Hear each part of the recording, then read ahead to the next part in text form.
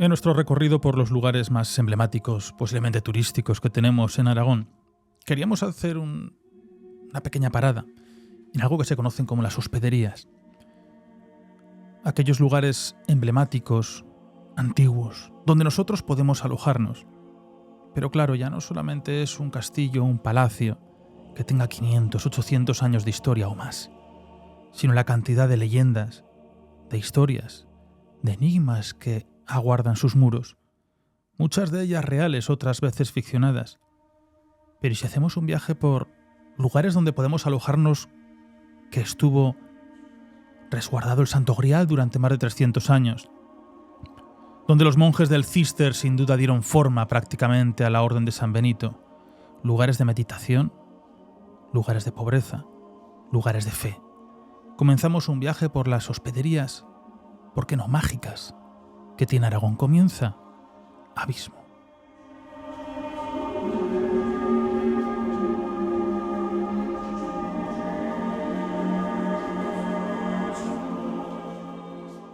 Hay lugares que siempre nos han marcado a unos u otros, sobre todo los que somos de esta tierra y queremos ser abanderados también de ella y mostrarla, ¿por qué no?, a diferentes puntos del mundo y que sepan lo que tenemos, somos orgullosos de ella. Y hace poco me acordaba yo de uno de los lugares donde me alojé por última vez, estas hospederías, como es el monasterio de Rueda, un lugar donde ya en el siglo XI empiezan a crearse esas abadías con los monjes blancos, los monjes cistercienses, aquellos de Ora et Labora, donde llegas a un monasterio, dentro de esa sencillez que ellos mostraban, donde se adornaba con el silencio, con la contemplación, con la pobreza, no confundir con tener pobreza, sino la pobreza que ellos mostraban, un lugar donde poseían perfectamente el conocimiento, donde ellos transmitían esos textos sagrados, aquellos lugares donde todos los días tenían que confesarse y leer la propia Orden de San Benito. Ellos iban chivando de unos a otros de quien no la cumplía y se confesaban si alguien no la cumplía. Aquellos momentos de las cenas, las comidas en absoluto silencio, cada uno ocupándose de su pequeño plato y cubierto, mientras alguien recitaba los textos sagrados desde lo alto de un púlpito, aquellos lugares que hoy podemos rememorar. Así que vamos a viajar por estos sitios y hacemos de nuevo un Aragón mágico. Silvia Ladrero, ¿qué tal estás? Hola, muy buenas noches. Qué bonitos lugares vamos a recorrer.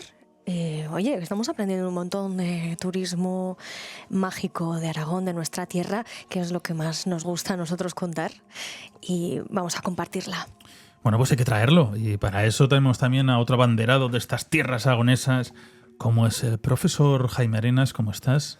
Buenas noches, Nacho, Silvia, Chus, a los aparatos, ¿qué tal? ¿Cómo estáis? Pues es una buena oportunidad para no solo hablar de diferentes hospederías que hay en Aragón, sino además para recomendar que las visiten, porque tanto las hospederías, que la mayoría de ellas tienen una gran historia detrás, sino también todo el entorno en el que se encuentran, que bueno, pues puede dar lugar a fines de semana y puentes maravillosos. Es muy interesante, siempre eso nos va un poco la vista. Antes hablaba con Silvia, lo que son los paradores, ¿no? Paradores como un lugar emblemático de cada localidad, pero aquí tenemos los lugares, no quiere decir más pequeños, para mí mucho más cargados de historia, de los que vamos a comentar hoy, como son esas hospederías. ¿Qué serían las hospederías? ¿Qué son esos lugares de alojamiento? Pues efectivamente la hospedería es eso, es un edificio que está destinado al alojamiento, pero que suelen tener unos orígenes, digamos, históricos. Históricos porque se destinaban sobre todo a albergar peregrinos, también a huéspedes cuando se encontraban estas en los diferentes monasterios, que bueno, pues cuando recibían gente era la zona donde los albergaban. Normalmente tenemos tres tipos de hospederías principalmente, que son las religiosas, que como hemos dicho, pues bueno, pues tienen ese origen en los monasterios y que estaban muy encaminadas a que se guareciesen allí los peregrinos durante sus peregrinajes. Sobre todo a lo largo de Europa vamos a encontrar muchísimas de este tipo. Luego están las que son, digamos, turísticas, que no tienen quizás tanta carga, digamos, religiosa, o que no servían para hospedar a los peregrinos, como por ejemplo podría ser el Mesón de la Dolores. Y luego tenemos las que se denominan... Nos ha afamado y casi intocable, ¿eh? Sí, La sí. gente mayor de Calatayud, tú le preguntas, vas por la Dolores y hay enfado multitudinario. Sí, Creo que ya menos, ¿no? Hay que ser muy, muy delicado a la Bueno, hora de preguntar por la contaremos quién es Dolores. porque hay mucha leyenda y realidad en torno a ella. Y luego tenemos las que se denominaban hospederías del mar, que eran aquellas hospederías... No del mal, ¿no? No, del mar. Ah. Aquellas hospederías o posadas que se encontraban en los puertos, en los que muchas veces pues, los marinos hacían escala y entonces servían para hospedar a esta gente que de seguro en las noches de vino y cervezas pues contarían las mil y una historias de las profundidades del mar y de las apariciones de todo tipo de criaturas. Fíjate, aquí creo que somos un poco carentes de ellas, de las marítimas en el Aragón actual, ¿no? En el Aragón antiguo, sin duda, llevaríamos la palma en todo aquello, nunca mejor dicho. Vamos a ver, ahora mismo Aragón cuenta con 9 diferentes, Silvia. Ujú. Son 9 las hospederías de esta ruta de hospederías de Aragón y bueno, pues es que tenemos en todas las provincias en esta red.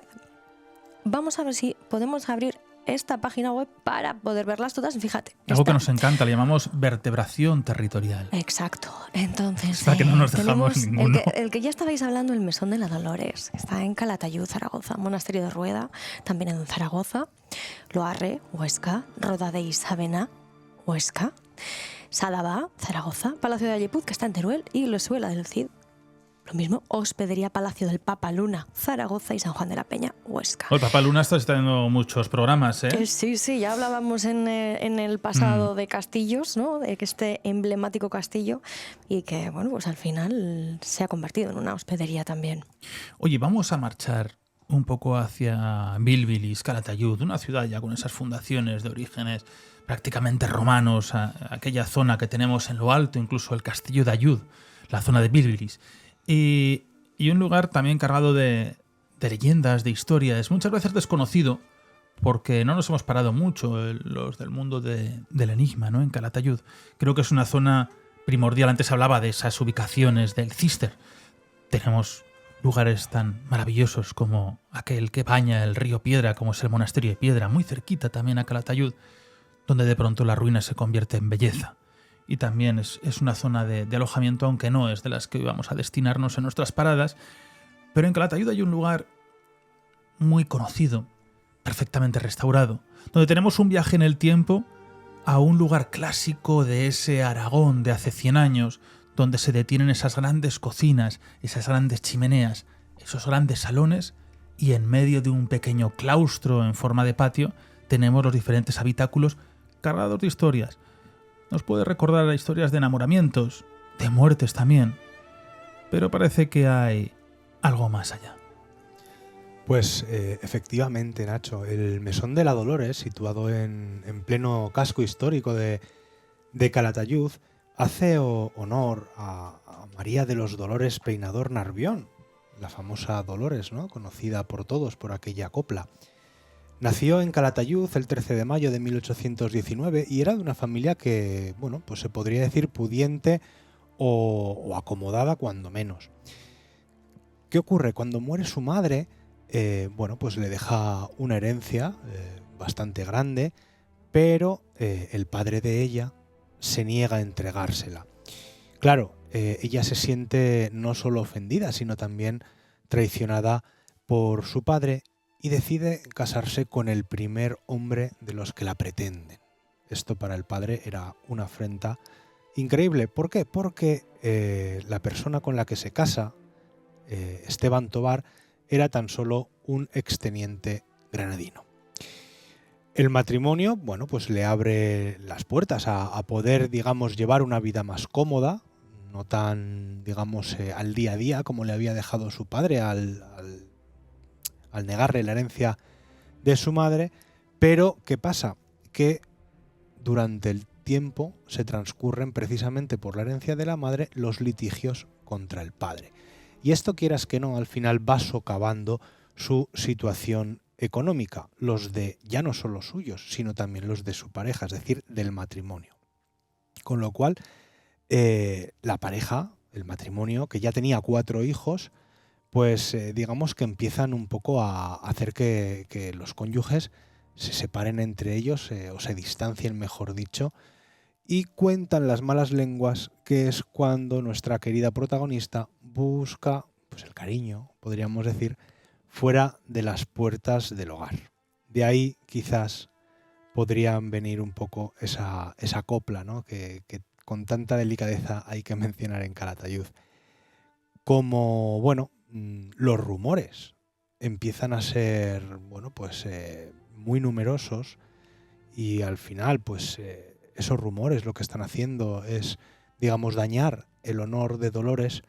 Lo que hacen es mudarse a Madrid, alquilan un piso en la calle Ballesta y ahí siguen viviendo alejados sobre todo de esas habladurías que obviamente no debían ser cómodas para el marido ni tampoco para Dolores. Allí en Madrid enviudaría y terminaría sus días como sirvienta o como criada en el Palacio de los Marqueses de Altamira. Murió en 1894 con 75 años de edad, una edad bastante longeva para la época, y a día de hoy sus restos permanecen en el cementerio de la Almudena.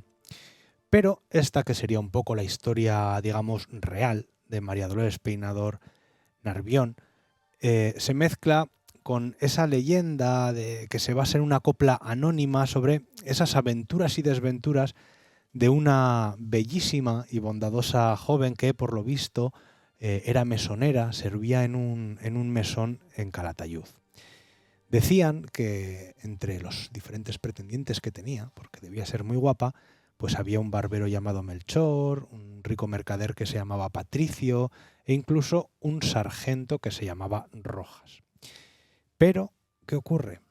Que esta chica tenía un sobrino, Lázaro, que era seminarista y que cae prendido de ella y se enamora ciegamente. Claro, al final tanto se enamora que al ver que la Dolores le debía brindar su atención a Melchor, Lázaro le asesta una puñalada y lo mata. No, el seminarista. El seminarista. Y bueno, ahí es donde se mezclan un poco... Pero llegó a ser sacerdote, no lo sabemos. Ah, el Lázaro. Bueno, eso yo no lo sé. Pero supongo que no. Con un crimen de sangre así a sus espaldas.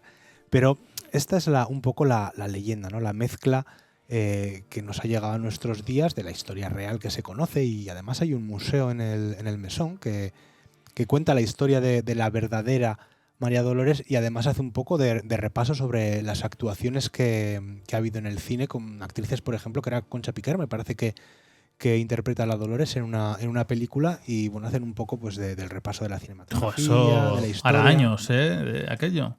Hace muchos años de ello. Yo no me acuerdo Sí. bien de verla en el cine. Pero En el cine. Me preocuparía que lo hubieras visto. No creo que se acuerden tus padres. Pero ¿por qué Calatayud lo lleva tan mal esto? Bueno, Tú es que eres de Calatayud. claro, a ver, en Calatayud... Bueno, de Terrer es colindante. No, mi familia es de Calatayud. Mis 4 abuelos son de Calatayud. Aunque yo ya no nací allí. La cuestión... Perdón. 4 apellidos. 4 apellidos bilbilitanos. Muy bien. No, bueno, incluso más, te diría. Pero bueno, la cuestión es que allí en Calatayud, claro, la copla, digamos que hace un poco ver como que esta Dolores era una chica suelta, libidinosa, una chica que podía poco menos que ofrecer sus favores por dinero. Entonces, claro, que se cante esa copla de una joven de Calatayud, que por lo que realmente se sabe era una mujer honrada, que afrenten al honor de una joven bilbilitana, eso allí se lleva muy mal. Ajá. Y es la razón por la que no gusta, aunque ahora ya entre la gente joven, A mí no me parece tan grave. cada vez pero bueno. le da un poco más igual, pero sí que es verdad que no gustaba que Calatayud se conociera solamente por el hecho de que había una copla de una chica que bueno, que podría interpretarse de la letra de la misma que podía ser una suerte de prostituta, ¿no? Pero bueno, es que Calatayud tiene muchísimo más que enseñar, y yo creo que esto de la Dolores pues ha quedado en una anécdota graciosa, una anécdota pues que los jóvenes, algunos yo creo que ni la conocerán, no tendrán muy claro el origen de toda esta historia y de toda esta leyenda, porque conocerán el Mesón de la Dolores sin más. Pero la verdad es que Calatayud, no solamente por el Mesón de la Dolores, sino también, tú lo decías, el castillo árabe que tiene, que es de donde viene precisamente el nombre, ¿no? Calat de Ayud, el castillo de Ayud, y esos orígenes romanos en la ciudad de Bilbilis, que está Debe estar a 3 kilómetros o 4 del pueblo. Son los orígenes, porque se asentaba en una parte un poco más elevada por el tema de las inundaciones del río Jalón, que es el que pasa por la comarca. Y la verdad es que es un sitio muy recomendable para ir. Silvia, tú has estado, hemos estado comiendo ahí en el mesón. Sí, bueno, de hecho su clásico congrio, ¿no? Es el plato típico de la zona. Claro, el congrio es interesante porque hay congrio. ¿Por qué llegó hasta allí? Claro, porque al final Calatayud eran los principales fabricantes de sogas, de ensogados que había en España. De maromas. De maromas. Y el intercambio que había al final no era económico, pues iba a los puertos y los puertos mandaban pescado. Esa forma de secarlo, como tenemos el bacalao seco en otro. Era lo único que aguantaba en las barcazas en las que traían esa materia prima, ¿no? El congrio. Así pues si tú una mala leche, el congrio en el mar. Así en seco, bien de espinas. ¿sabes? Secado. Cuéntame más cosas. ¿Quieres que viajemos a otro lugar? Venga, ¿a dónde? Venga, pues vamos hacia la zona de Roda de Isabena, porque bueno, esta localidad fue un importante centro religioso y cultural durante la Edad Media. Estamos hablando de una Edad Media de esa época de los condados, antes de los grandes reinos. Y fue hacia el 900 o 950, bajo el amparo del conde de Ribagorza, cuando se erigió la primera catedral, el edificio primitivo, un símbolo de fe y poder, que fue consagrada el 30 de noviembre de 956 por el obispo Odisendo. Tenemos que decir que esta catedral es la más pequeña de España y en el municipio con menos habitantes, es decir, apenas tiene 40 habitantes y hay una catedral. Sin embargo, el esplendor de este templo no fue eterno y medio siglo más tarde, apenas de construirse en el año 1006, las sombras de la devastación cayeron sobre él porque Abd al-Malik, hijo de Almanzor, arrasó iglesias, castillos y todo lo que encontró a su paso y no perdonó ni siquiera esta sagrada edificación. Pero, como el ave fénix, esta catedral renace de sus cenizas y se reconstruye muy pronto, coincidiendo con la época de esplendor de Sancho III el Mayor, rey de Pamplona y señor de los condados de Sobrarbe y Ribagorza. Y este renacer toma formas bajo los rasgos del románico lombardo. A mí, el románico lombardo, yo no sé si es muy conocido, pero es de las cosas que más me gustan en la arquitectura, que al final viene de la zona de Lombardía, obviamente de ese norte de Italia, y para mí es completamente la poesía de la piedra. Es el gran enigma, ¿eh? La construcción lombarda ya comienza en el Castillo de Loarre, y es uno de los grandes enigmas el pueblo lombardo, porque prácticamente desaparece de la noche a la mañana. No se sabe nada de ellos, ni el modo de construcción. Es muy complejo todo lo que tienen en aquella zona de esa Lombardía, de cómo llegan hasta aquí. Me recuerda a cualquier tipo de cultura, ¿no?, que ha ido desapareciendo y que ha sido casi como extinta. Es que efectivamente tiene cosas muy misteriosas, porque aparentemente son construcciones muy sencillas, muy elegantes, sobrias, y casi siempre vemos en las fachadas unas estrechas pilastras verticales que van hacia arriba, siempre se proyectan ligeramente, ¿no?, desde la superficie del muro, y además están conectadas con arquerías ciegas. ¿Esto qué ocurre? Esto lo podemos ver como un elemento arquitectónico que al final, pues sí, es lo que era, pero no solo eso, también es que tiene una función simbólica. ¿Por qué? Bueno, pues porque representan la sensación del orden y la armonía en la arquitectura medieval. ¿Qué era esto en aquel momento? Bueno, pues era como el canto repetido al cielo. Era como letanías, ¿no? Esas arcadas ciegas, esas pilastras una detrás de otra que se suceden una detrás de otra. Las crujías eran cantos del templo repetidos al cielo, efectivamente. Y bueno, pues reflejando esa espiritualidad y esa armonía de esta época de la Edad Media, pues nos encontramos con un edificio actualmente que no nos olvidemos que estamos hablando de hospederías. ¿Por qué relacionamos esta catedral con la actual hospedería? Bueno, pues porque precisamente en su antiguo refectorio donde se encuentra ahora el restaurante de la propia hospedería, que está ubicada entre el Palacio del Prior, que está justo al lado de la catedral, que es del siglo XVI, y toma también algunas zonas de esta antigua catedral. Entonces, bueno, pues es fantástico el poder hospedarte en un lugar así, el comer donde comían todos, o sea, el abad y todo. Es que es algo mágico. Ese silencio, ese retumbar de las voces cuando apenas dices unas palabras, ¿no?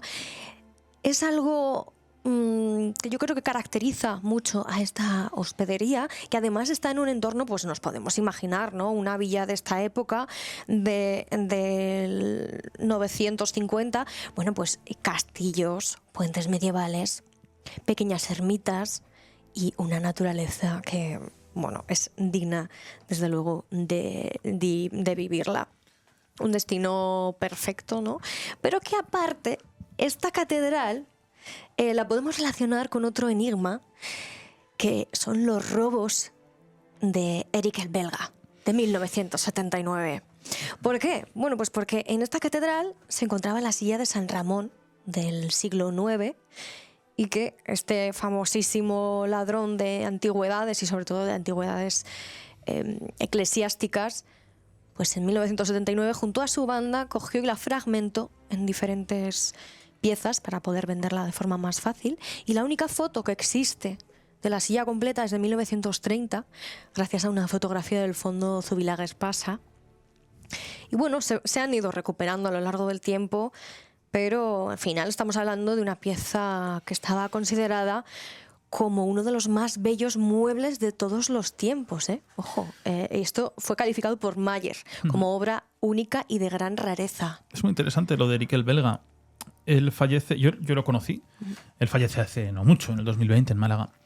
Al final no deja de ser un marchante de arte, un ladrón de arte, pero claro, con los grandes encargos que venían del resto, sobre todo del centro de Europa, ¿no? Encargos de unos valores, unas cuantías tremendas, y sobre todo él se ve muy refugiado en cuanto al arte por catálogo que se intenta buscar en España. Aragón es uno de sus grandes destinos para esos hurtos. Sobre todo toda la franja con Cataluña, bueno, pues... Sí, y ojo, la zona del Giloca va a ser muy importante para él. Él busca, me acuerdo en Paracuellos, ¿no? Fue una de sus entradas más triunfales que tuvo en aquel sitio, en Aniñón, etc. Él buscaba lugares muy poco vigilados, lugares que no supiesen prácticamente lo que tenían y que no hubiese custodia de esos restos. Aragón, el patrimonio que tiene eclesiástico, está entre uno de los principales del mundo. Y claro, eso era el mejor de los lugares para él. Sabía qué piezas había, eran piezas muy concretas. O sea, él no robaba por robar, él iba a una pieza muy concreta. Él incluso sabía desmontar un retablo.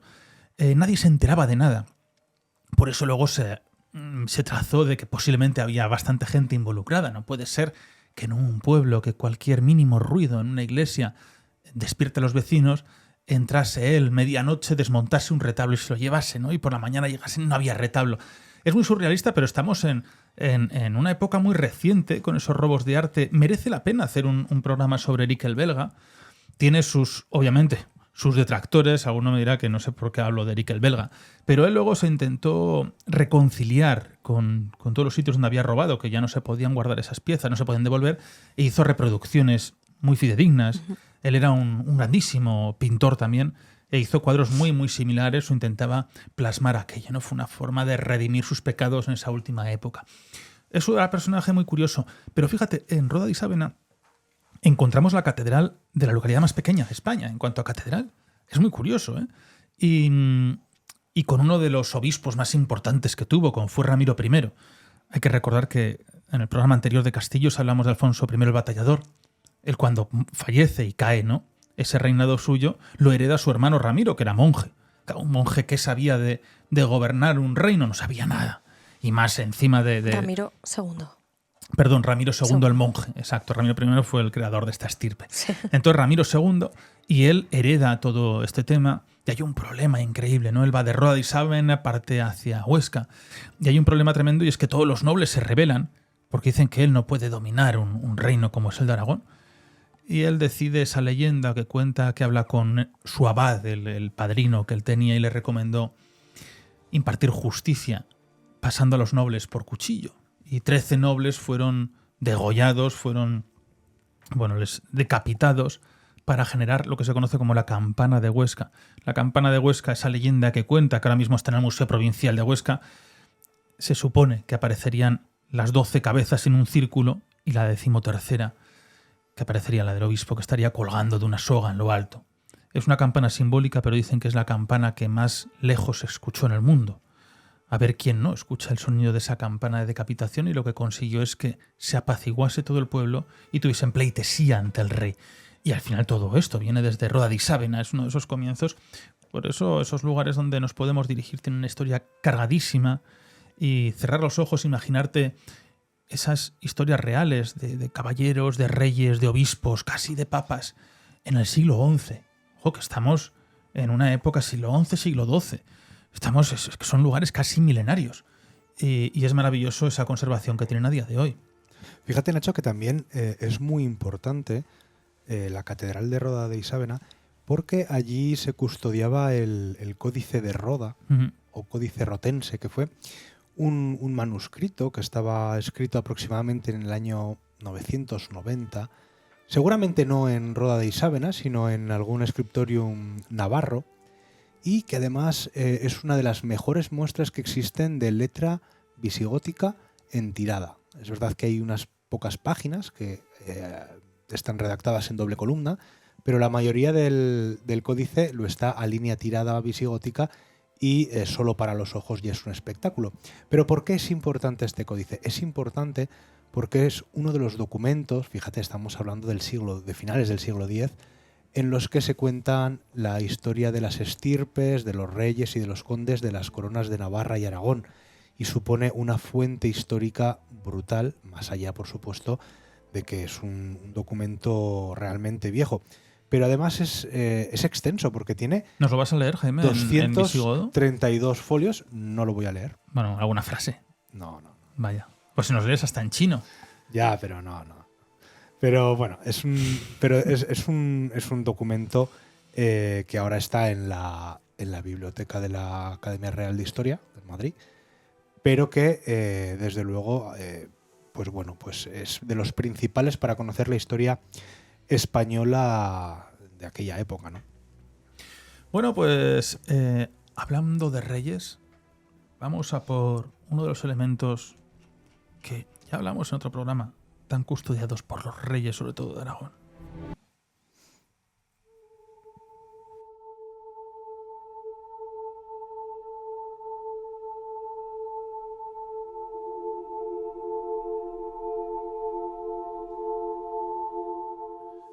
Es increíble pensar que nos podemos pernoctar, albergar, en un lugar que custodió durante 300 años uno de los elementos más sagrados de la cristiandad.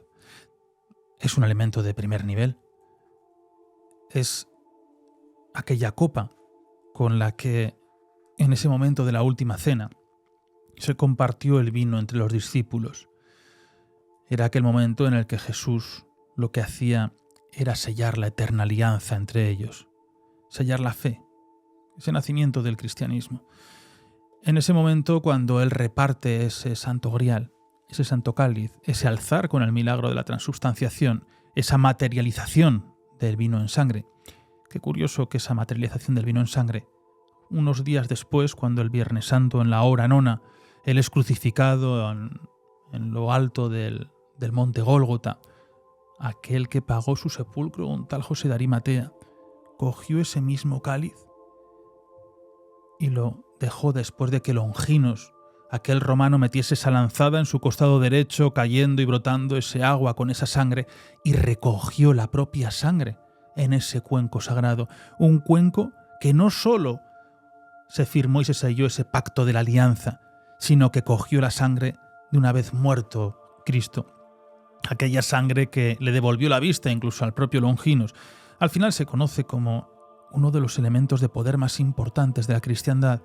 Ha hecho enloquecer a los principales, podemos decir, reyes, presidentes, gobernadores del mundo. aquellos que lo persiguieron, como el cáliz de San Pedro también, el cáliz de los papas. Cuando el Papa Sixto se lo entrega directamente a aquel discípulo que tenía, como era Lorenzo, que se lo lleva a diferentes puntos de Huesca donde se alojaban sus padres, se empieza a custodiar y a guardar en muchos lugares, pero hay uno en concreto que está más de 300 años. Más de 300 años el Santo Grial en un monasterio, en un enclave perfectamente labrado y escondido en la piedra, que hasta que tú no estás bajo sus pies no eres consciente de aquel lugar tan maravilloso. Es el monasterio de San Juan de la Peña. Nosotros hemos estado en múltiples ocasiones y es un lugar de reyes, sobre todo porque ahí está el gran panteón real de los reyes de Aragón, que aquí dos personas, Silvia y yo, tuvimos el orgullo también de proceder a esa exhumación de nuevo de los reyes y poder estar cara a cara con ellos, poder estar cara a cara con los custodios de ese grial. Estamos en una época donde no había ostentación por las reliquias, donde todavía no se creía en el poder que tenían las reliquias, pero alguien les dijo, o algo tenía ese material, que ellos necesitaban custodiarlo, y ese era el verdadero custodio de Aragón, ese era el verdadero legado que tiene Aragón, era el Santo Grial. ¿Dónde? En el monasterio de San Juan de la Peña. Jaime. Pues sí, la verdad es que para hablar de San Juan de la Peña y de la leyenda de su nacimiento, de su creación, tenemos que ir pues aproximadamente a finales, más o menos, del siglo VII. En aquella época vivía un caballero cristiano de una familia noble que se llamaba Don Juan de Atarés. Vivía en la villa, en el pueblo del mismo nombre, Atarés, que sin más motivo, en realidad no se conoce otra motivación que la vocación religiosa, decide, como otros tantos en aquella época, deshacerse de todos sus bienes, prescindir de ellos, cambiar sus galas de caballero, sus vestimentas, sus armaduras, por un sayal humilde de penitente, y abandona el palacio solariego y se va a una cueva del Monte Pano en la Sierra de San Juan, que estaba muy cerquita de Jaca. Él, pues en su día además construyó una humilde cruz con madera y prácticamente se pegaba las horas y los días orando. Un día, cuenta la leyenda, que escuchó unos pasos tras de sí mientras oraba la cruz. Y se volvió y vio un caballero montado a caballo, ricamente vestido, con una armadura reluciente, que le dijo muy amablemente: «Pobre don Juan, tira esos harapos, vuelve a vestir de púrpura y oro, como te corresponde, sígueme y te mostraré el destino que te aguarda». Pues bien, este caballero, cuenta la leyenda, que era el propio Lucifer, que estaba tentando a nuestro protagonista, don Juan, para que dejara la oración. De hecho, le cogió del brazo y don Juan se dejó llevar hasta el exterior de la cueva. De pronto, cuando salieron de la cueva, se oyó un terremoto, un estruendo, y las piedras de la montaña empezaron a moverse, empezaron a transfigurarse, se formaron columnas, arcos, capiteles, bóvedas, y de repente nuestro amigo vio ante sí un palacio soberbio, un palacio enorme. Y en ese momento Lucifer, Satanás, el demonio, ese caballero que había aparecido para tentarle, le dijo: «Ya ves de lo que soy capaz, entrégate a mí y cuanto alcanza mi poder será tuyo. Renuncia desde ahora a ese Dios que consiente que vayas vestido como un mendigo». Atarés, que en realidad seguía siendo muy devoto y no se había dejado engañar por el demonio, se arrodilló y empezó a rezar el Padre Nuestro. Al empezar a orar a Dios, cayó sin sentido, desmayado. Lucifer desapareció y cuando Juan de Atarés vuelve en sí, lo que se encuentra es que tiene delante suyo a un ángel reluciente, que además oye un estruendo enorme parecido al que había escuchado antes cuando se había, edificado mágicamente ese palacio, pero en este caso todo el palacio se desmorona y todas las piedras caen al fondo de una profunda sima. Y le dijo el ángel a don Juan: ya ves lo que queda del poderío del enemigo de Dios que ha venido a tentarte. Ahora desciende al valle, trasládate al monte Uruel, verás otra gran cueva y en ella, por voluntad de Dios que está contigo, labrarás un altar a San Juan Bautista, a quien encomendarás tu alma. Y desapareció y dejó a nuestro protagonista allí solo, totalmente sorprendido y seguramente un poco en shock. Total, que don Juan, obviamente, después de presenciar todo esto, lo que hace es, corriendo, se va allí, al monte Uruel, y efectivamente encuentra la cueva que le había dicho el ángel, y además en la cueva, en ese abrigo, había una gruta bastante extensa, y bueno, pues él, que no era escultor, pero que había recibido unas instrucciones muy precisas de este ser celestial, de este ángel que se le apareció después de ver al demonio, empieza a labrar, aunque toscamente, pero sí muy devotamente, una imagen de San Juan Bautista que coloca en un improvisado altar, y cuando él, después de llevar a cabo esta obra, prevé o presiente que va a morir, que su última hora se acerca, deja una inscripción en la piedra. La inscripción dice lo mismo: yo, Juan, primera anacoreta de este lugar, habiendo despreciado el siglo, por amor de Dios fabriqué, según alcanzaron mis fuerzas, esta iglesia en honor de San Juan, y aquí reposo.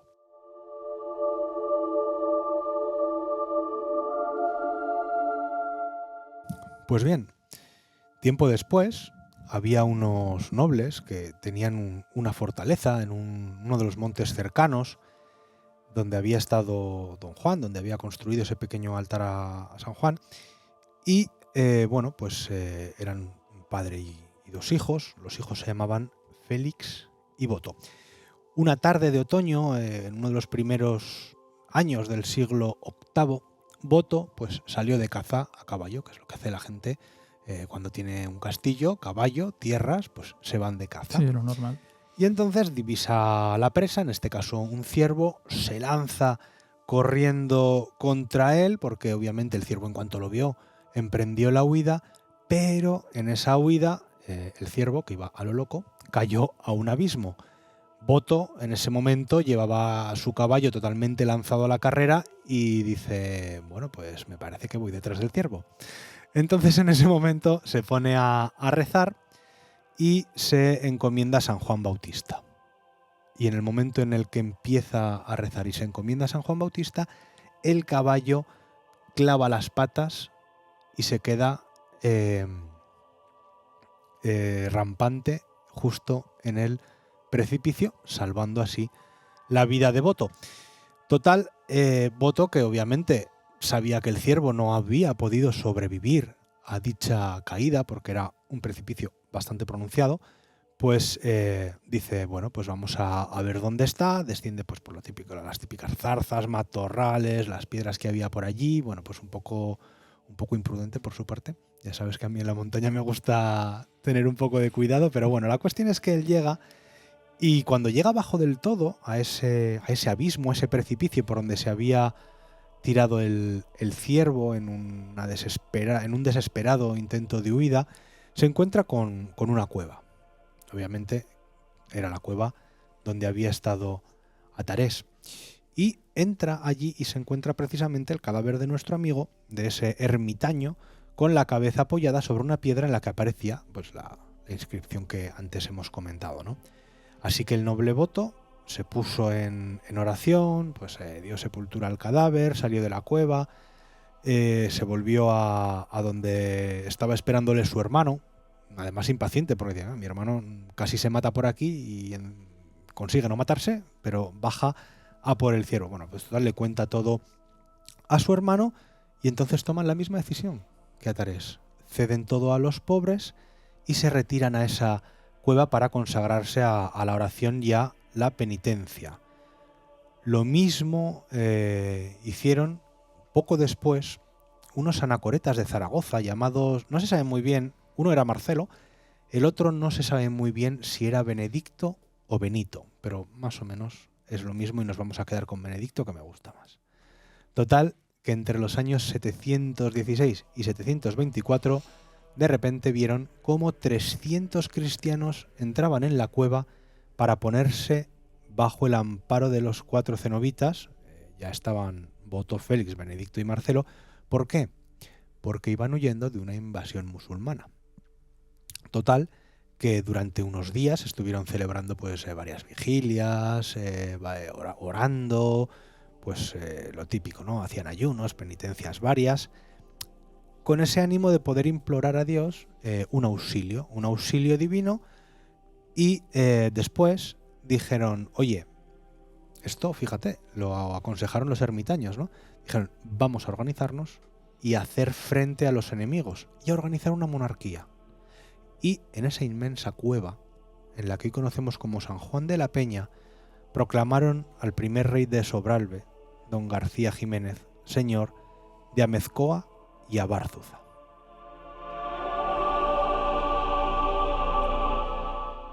Después de esta fábula del ciervo y el abismo, muy interesante, no, me ha gustado mucho la historia como ha quedado. Bueno, Silvia y yo hace poco tiempo estuvimos, ya lo ha adelantado Jaime, ¿no? Con ese primer rey de Sobrarbe, nosotros lo que estuvimos es intentando indagar sobre la creación del reino de Aragón, con lo que fue Ramiro I, Sancho Ramírez, Pedro I, un poco con esa descendencia como estaba allí, como ese lugar de realengo, cualquiera que acuda a San Juan de la Peña. Es muy extraño porque es muy laberíntico, y además cuando tú estás dentro no tienes una noción del espacio, porque es inmenso, ¿no? Parece que sea muy pequeñito cuando tú lo recorres, pero de pronto te das cuenta que estás pasando por habitáculos, y que está uno superpuesto al otro, está perfectamente labrada la roca, donde aparece un manantial, aparecen la zona de las mujeres, la zona de los hombres, la zona de la iglesia, la zona donde estarían los enterramientos, donde estarían esas lápidas, que por cierto, es uno de los grandes trampantojos que he visto en mi vida, donde tú tienes unas lápidas perfectamente colocadas de todos los reyes, todos los nobles enterrados. Resulta que es decorativa porque detrás no hay nadie en esos nichos. Bueno, de hecho es una construcción que se hizo, yo creo que alrededor del siglo XVIII, ¿verdad? Esa sala de los reyes, que efectivamente, bueno, esa no es la cripta, solamente están pues allí unas lápidas que recuerda a todas las personas que se sepa que se enterraron ahí durante toda su historia, pero lo que es la cripta con todos los osarios están en la parte de atrás, en esa pequeña cueva. Pero sí que es verdad que lo que es la parte de la hospedería de San Juan de la Peña está en la parte de arriba que corresponde al nuevo monasterio, si no me equivoco. Y a mí me gustaría, Nacho, que contases, porque cuando estuvimos allí aún no nos conocíamos mucho, ¿no? Y entonces decías, bueno, me he dejado las llaves en la habitación, sube, ¿te atreves a subir tú sola? Bueno, perdí todas las llaves. Pero, ¿por qué existe esa leyenda de que en la nueva hospedería hay sucesos poltergeist? ¿Qué es lo que ha ocurrido? Es que nos van a echar una piedra, como digamos. Yo cuando solicité incluso quedarnos a solas, 6 personas del grupo médico en el monasterio nuevo, en la hospedería. Claro, el rostro de incertidumbre de los responsables del monasterio era, aquí os vais a quedar solos. Y digo, pues nosotros nos vamos. Y hay unas historias de apariciones muy, muy, muy potentes, ¿no? Se habla también en el antiguo monasterio de una dama blanca que se aparece, pero en este caso no sé si es el mismo personaje. No, aquí yo tengo muchos testimonios de apariciones de esas personas enlutadas o ataviadas con túnicas blancas, que nos puede recordar incluso a los monjes. Los cánticos, como tú has dicho, casi como unas letanías continuas, donde aparecen sus cánticos por la zona del claustro. Hay que recordar que es la zona, dice antiguo, pues es una zona antigua, ¿no? Aunque sea el monasterio nuevo, pero es el monasterio también, que es muy antiguo, donde aparecen y se escuchan muchísimas voces. Me decían que había, pues, el personal de limpieza veía sombras, que notaron hasta empujones. Era uno de los lugares que me quedan a mí por investigar. E incluso de las psicofonías más potentes que yo he escuchado, que nunca han salido a la luz, no son mías, fue en el claustro del monasterio. Y es un lugar que ha estado cerrado hasta hace muy pocos años, bueno, hasta hace 1 año o 2, creo que ha estado cerrada esa hospedería hasta que se ha reformado por completo. Es precioso. Es que, si no recuerdo mal, creo que se abrió y para el COVID justo tuvieron que cerrar, entonces algo pasó de Es esto, precioso el enclave, es fantástico. Pero, y de lujazo, de lujazo. Sí, pero hay unas historias bueno, de apariciones a nosotros no nos pasó nada, hay que decirlo también, ¿eh? No, bueno, yo solamente perdí las llaves de todas las habitaciones, conseguí abrir las puertas con una tarjeta. Pero no le eches la culpa de tu torpeza a los fantasmas. No, ellos cerrarían por dentro. Pero son unas suites que son geniales. Y bueno, al final este programa es para los amantes también un poco del turismo dark, podemos llamar, el turismo de misterio. Y es un sitio hiper recomendable a todas las personas que quieran tener, bueno, no sé, es un tipo de conexión con lo misterioso. Porque la cantidad de sucesos que hay actuales hoy, de todos los que trabajan allí, ojo, y ninguno se ha quedado a dormir en esa hospedería de mención aquí. Nosotros no nos quedamos. También es cierto que estábamos en pleno casi invierno. Sí. Hacía un frío, me acuerdo un día estábamos a menos 12 grados. Y bueno, pues son lugares bastante alejados de cualquier tipo de civilización, pero merecen la pena como una zona de recogimiento y de conexión perfecta con la naturaleza, con el medio natural. Y estás, para mí, en uno de los lugares más bellos que hay en el mundo. Ojo lo que estoy diciendo, el monasterio de San Juan de la Peña. El que no lo conozca, es que ya estáis buscando en Google. Es alucinante. En Google, en Mozilla, en lo que queráis. No voy a decir que aquí Google nos da publi. El Gobierno de Aragón, sí, en este programa. Que son buenos amigos y nosotros, Turismo Aragón, le llevamos hasta donde haga falta. Pero San Juan de la Peña es un lugar absolutamente idílico y para mí es uno de los recintos más bellos que hay en el mundo. Es que la construcción en mitad de una oquedad, bueno, es alucinante. Es el sitio perfecto para guardar el elemento más sagrado que hay, sin duda. No, desde luego era un sitio que además está oculto de la ruta de los peregrinos, porque aunque realmente el camino de Santiago, sobre todo el camino francés que baja, que entra por el Portalet, por Somport, y baja por Candanchú, Astún, Canfranc, Villanúa, Castillo, llega hasta Jaca. Pero Sumum Portu Romano. Claro, pero realmente, efectivamente, porque era una calzada romana, en realidad San Juan de la Peña está apartado de Jaca, que es donde los peregrinos iban, digamos, a multitudes, porque obviamente la catedral de Jaca era un sitio que había que visitar. Bueno, Jaca se crea la ciudad por la cantidad de peregrinación que hay. Efectivamente. Entonces San Juan de la Peña además era un sitio que estaba relativamente oculto y que yo creo que eso también ha hecho que a lo largo del tiempo haya conservado, ¿no? esa esencia medieval que pues en muchos edificios que han quedado quizás dentro de las ciudades se ha ido perdiendo, pues porque han hecho reformas, porque han construido alrededor, porque, bueno, pues por el propio uso que les ha podido dar la ciudad o los habitantes de donde se encuentran. Pero sin embargo San Juan de la Peña tiene todavía esa esencia como que parece que llegas y lo estás descubriendo tú. Claro, es que con coche solamente lo ves en 2 curvas un poquito y hasta que no estás a sus pies no eres consciente.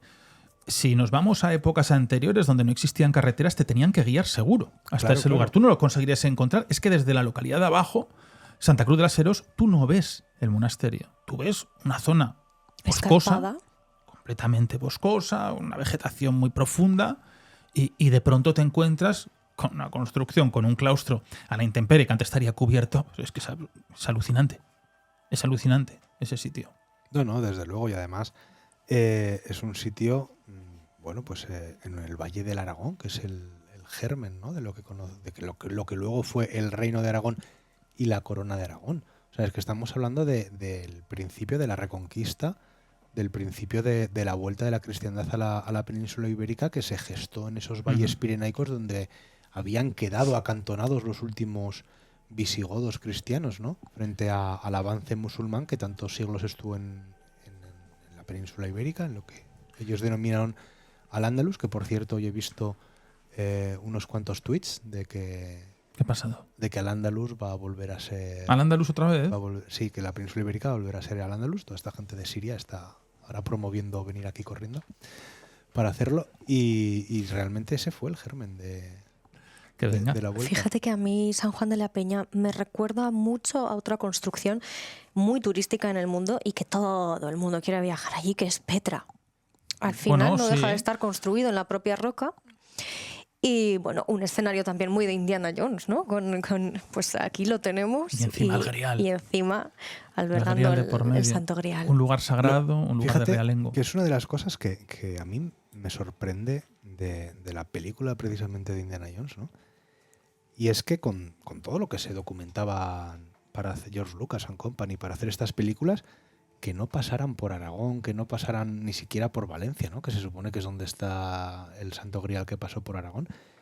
Y se van directamente a Italia a ver la tumba de un cruzado, luego se van al cañón de la Media Luna, que resulta ser Petra. España no era un destino cinematográfico. Y lo tenían. El bueno, el feo y el malo, eso es el cementerio. Pero es que fíjate, tenían un lugar que cinematográficamente debe ser un exterior brutal. Y donde realmente había estado el Santo Grial. Es que no tenían ni que montar atrechos, es que simplemente llevas la cámara, los actores y grabas ahí. Sí, la verdad es que es un sitio... Oye, es que además dices, ¿puedo pernoctar allí? Sí, puedes pernoctar y puedes estar de noche en uno de los lugares más misteriosos, con mayor número de leyendas, sucesos paranormales, podemos decir, y con esa cantidad de historia. Claro, ahí un poco eran los monjes benedictinos, los que fundaron esos primeros templos desde la ermita de Orante, Erata, Vallarán, Leire, San Juan de la Peña. Claro, pero luego había otro tipo de monjes, como he hablado al principio, como eran los del Cister, los cistercienses, donde tenemos uno de los monasterios más bellos que hay en España, que es el monasterio de Rueda. No quiero decir que sea circular, sino que Rueda hace referencia a que se extraía el agua del río Ebro por medio de una rueda, de una noria. Cuando hablamos de que los monjes blancos tienen la pobreza, es el voto de pobreza, no quiere decir que ellos fuesen pobres. Ellos no les faltaba de nada. Incluso todos los recursos los tenían perfectamente. Eran lugares ricos, pero a la vez pobres de espíritu, donde buscaban esa contemplación, donde buscaban que no hubiese grandes ostentaciones en las rocas, en las construcciones, en las piedras, en los claustros. Yo me acuerdo ese lugar, ese claustro, donde también se puede pernoctar allí. Es que además está dentro del propio monasterio, donde ese claustro precioso hay un lavabo. Los lavabos se utilizaban, lógicamente, pues para lavarse las manos antes de ir a comer, era la tradición que ellos tenían, y en el claustro paraban todos los monjes. Me acuerdo que me bajaron por un agujero y en mitad del claustro abajo hay un osario con todos los huesos esparcidos, que fue uno de los momentos más impactantes que yo he tenido, no me lo esperaba en absoluto. Y la verdad es que hay unas construcciones, hay unos enigmas que tú empiezas a ver donde hay decoraciones triangulares, octogonales, que no coinciden prácticamente con lo que debería de haber, donde hay guiños incluso a órdenes militares antiguas, donde hay unos guiños a la simbología. La construcción es perfecta en ese monasterio de Rueda de este a oeste. Como he dicho muchas veces, esa zona del altar, del ábside que está al este por donde sale el sol que es esa simbología que es Cristo, que es Dios, luz de luz, donde lo primero que se hace es iluminar la zona más sagrada como es el altar, y el oeste en el atrio, que es la entrada por donde entraban las personas, entraban por la oscuridad, entraban por las tinieblas, y cuando no existía aquella idea de la confesión era desde la oscuridad llegar a la luz más sagrada, y por eso la situación de los planos astrales, planos solares, son importantísimos, y este lugar es espectacular, está reconocido como uno de los templos. En Aragón hay 19 monasterios cistercienses, creo que el más importante al final es Veruela, ¿no? Porque lo inmortaliza nuestro querido Gustavo Adolfo Bécquer, que es el que lo lleva a sus grandes cartas, pero entre ese, el monasterio de Piedra y el monasterio de Rueda, bueno, pues son lugares donde merece la pena perderse. Pero ¿nos queda algún otro enclave más para tocar, Silvia, antes de marcharnos? Bueno, a mí me gustaría viajar hacia Teruel, ¿no? Ahora estamos tocando mucho Zaragoza y Huesca, pero hay que viajar hasta Yepuz, entre los pliegues de la Sierra de Gúdar y del Maestrazgo, porque allí se esconde, fíjate que yo lo llamaría una reliquia del tiempo. Es un palacio del siglo XVI que nadie recuerda a qué familia pertenece en su origen. Sin embargo, la gente de la zona dicen que ahora no es que esté restaurado este palacio, sino que ha despertado, porque parece susurrar, ¿sabes? Desde los muros, las historias que nadie recuerda por completo, pero que al final todos en las localidades cercanas siempre han oído cosas sobre ese edificio que hoy en día ocupa esta hospedería de Ayepuz. Y es que te vas guiando, entras en la calle de la Luna y encuentras un arco de piedra blasonado, una puerta que es como un umbral, ¿no? Entre épocas, una entrada común que al cruzarlo descubres un empedrado en el zaguán que tiene como diseños de espirales intrincados.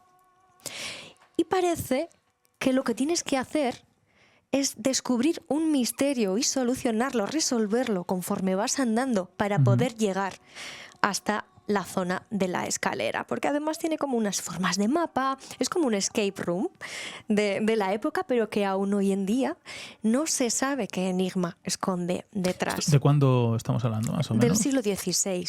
Bueno, esto me recuerda, ¿te acuerdas del otro día que estábamos en las grandes catedrales góticas del norte de Francia? Donde, claro, ahí lo que tenemos son los laberintos iniciáticos. Tenemos la catedral de Reims, todas, bueno, las que recorrimos, Amiens, etcétera, ¿no? Donde habían esos laberintos trazados en el suelo, laberintos que llegan hasta más de 150 metros, que tú vas dando vueltas en círculo, y que eran las rutas iniciáticas, sobre todo para buscar esa iluminación que tenían los templarios. O sea que todos estos ritos, este tipo de juegos, que yo esto no lo tengo muy indagado, ¿no? Yo solamente Ayepuz, sé que mi sexto apellido es Ayepuz, pero sí, mi sexto apellido es Ayepuz. Wow, qué misterio acabas de desvelar, macho. Correcto. A ver si vas a ser tu descendiente de los que El señor hicieron de la casa. De los misteriosos. De los juegos laberínticos. Pero seguro que aquí había una conexión. Normalmente estas cosas tienen finalidades iniciáticas para cualquier tipo de rito. No quiere decir que sean ritos oscuros, todo lo contrario, son ritos religiosos, algunos paganos. Bueno, todo muy ascético, ¿no? Que te lleva como hacia otro lugar si consigues llegar a ese nirvana, también podríamos llamarlo, ¿no? Si consigues habría que ir superarlo. con Rafa Balaguer a que haga las mediciones, a ver si es un lugar... De hecho sí, y ya vas a ver porque, bueno, efectivamente, si cruzas el zaguán, llegas hacia la escalera tallada en piedra y a las habitaciones, los salones, hay un antiguo horno que es hoy en día el comedor, una bóveda de cañón. Es decir, lo que es el edificio es muy impresionante, pero precisamente en relación a ese juego que hay en el zaguán, a esos misterios, a esas energías enigmáticas, es que al lado de esta casa se encuentra un lugar que se conoce como el Camino de los Pilones. Y es una joya oculta en el maestrazgo, es una senda histórica, una senda real, que desde hace 15 años además es bien de interés cultural y que tiene 6 kilómetros, pero además en forma de herradura. Entonces lo que hace es conectar la localidad de Ayepuz con Villarroya de los Pinares. Así es como antiguamente se llevaba pues, los víveres, ¿no? El pan, la repostería diariamente. Está documentado además por varios historiadores que este Camino de los Pilones se dice que fue guía del rey Jaime I desde su paso de Teruel hasta la salida a Peñíscola. Y además es que la característica de esta senda, la que lo distingue y que le otorga su nombre, son 113 pilones o hitos, ¿no? Que se conservan a día de hoy y que siempre se les ha llamado guardianes silenciosos. Bueno, al final son obras de mampostería, de piedra y mortero, que así como de forma cilíndrica, de 2,5 metros aproximadamente, y no muy anchos, de 65 centímetros de diámetro, y cada una se divide en 3 partes, ¿no? El basamento, el fuste y la terminación. Pero es que toda esta zona, todo este camino, nació de la necesidad de los viajeros, porque en esa zona se perdían continuamente. No es como en otras zonas que a lo mejor tú vas siguiendo el río, vas siguiendo la vegetación y al final conseguían llegar a un punto, ¿no? Aquí casi todo el mundo se perdía Así que tuvieron que los comerciantes, los tratantes, los peregrinos, bueno, pues fueron poniendo estos pilones alrededor de esa carretera, en los lados, flanqueándola, para que años más tarde, ya durante el siglo XVII, se construyesen estos pilones, y que al final, bueno, pues son un testigo de las inclemencias del tiempo, porque precisamente lo que ocurría aquí es que había muchísimas nieblas, muchísimo viento, muchísimas tempestades, y esto es lo que llevaba a la gente a perderse. Entonces estamos en una zona con mucha energía y, bueno, pues también con muchas pérdidas, que al final tuvieron que buscar la luz y su camino a través de estos pilones.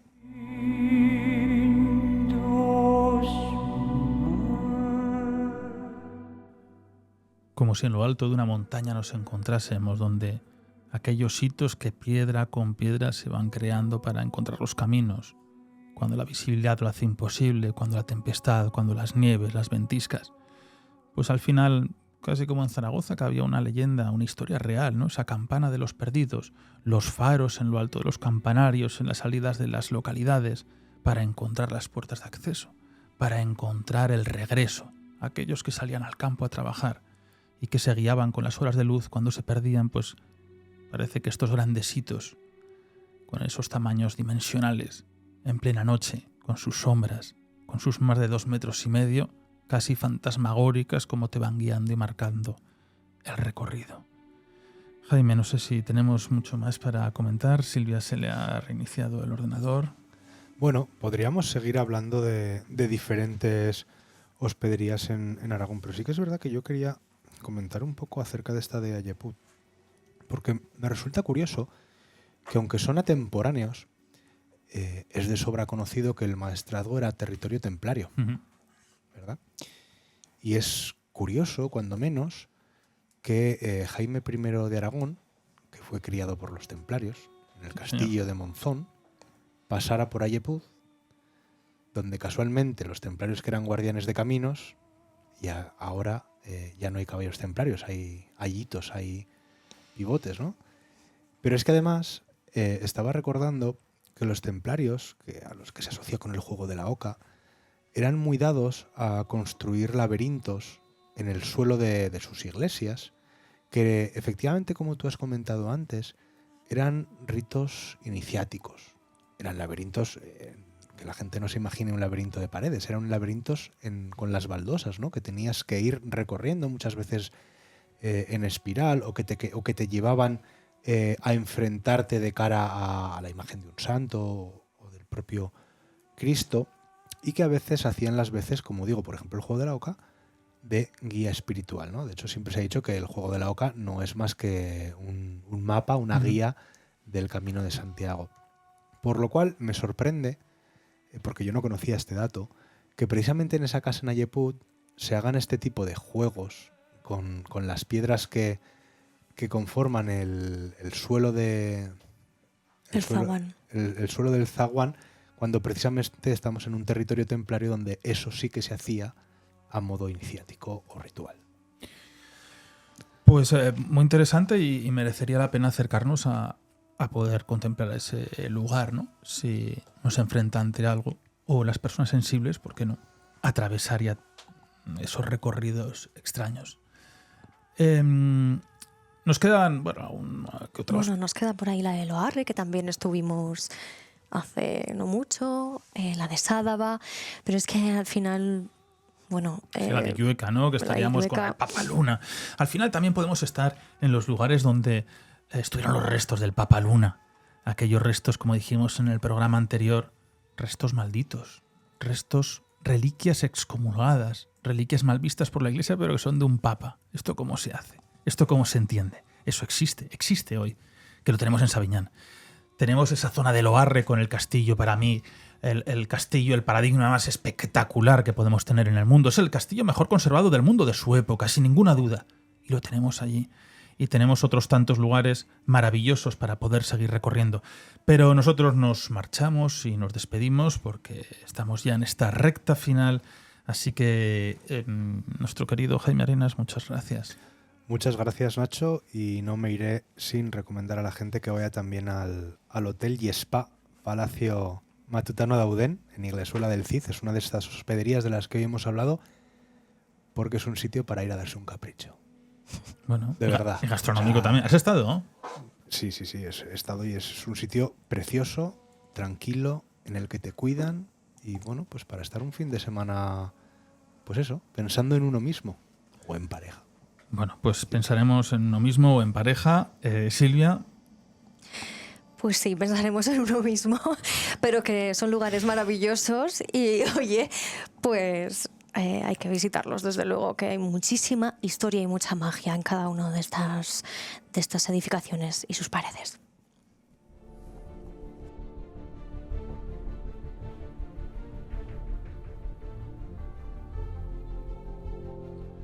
Nosotros nos marchamos y llegamos a este final del programa donde nos ha parecido precioso el poder recorrer desde las formas que tenemos de los alojamientos, pernoctar en lugares completamente históricos, en lugares donde se custodió el Santo Grial, en lugares donde estuvo el propio Papa Luna, donde estuvieron sus restos, lugares carcelarios, lugares de meditación, lugares de contemplación, lugares de fe. Las grandes creaciones bizantinas, cistercienses, las grandes creaciones lombardas, las grandes creaciones de la historia de España, de Aragón, de Europa. Nosotros podemos tener un acceso y vivir como vivían ellos. Vivir en esa austeridad, vivir desde el descubrimiento, desde la magia, desde los enigmas, hacernos preguntas, pasear por esos muros ahora desnudas, esas paredes donde faltarían completamente ornamentadas, dibujadas, policromadas completamente. Pero el encontrarnos a nosotros mismos en un lugar histórico, donde miles y miles de personas tan importantes y tan relevantes, lugares donde se ha llegado a firmar los pactos más importantes que había en cada momento, lugares de conquistas, lugares de batallas, lugares de reyes, lugares de prosperidad y sin duda tan cerca de nosotros, ¿no? Así que les animamos a recorrer las hospederías mágicas, los hoteles con misterio, los hoteles de leyenda. Les animamos a recorrer la historia y, ¿por qué no?, viajar en el tiempo hasta más de 1000 años atrás, con los grandes, con los que marcaron historia y con los que escribieron todos los libros que nosotros deberíamos estudiar para comprender mejor nuestro país, nuestro pasado y nuestro futuro. Porque nuestra memoria es débil, pero nosotros seguiremos haciendo y contando las historias de estos grandes que nosotros podemos volver a sus orígenes. Un abrazo enorme y hasta la próxima.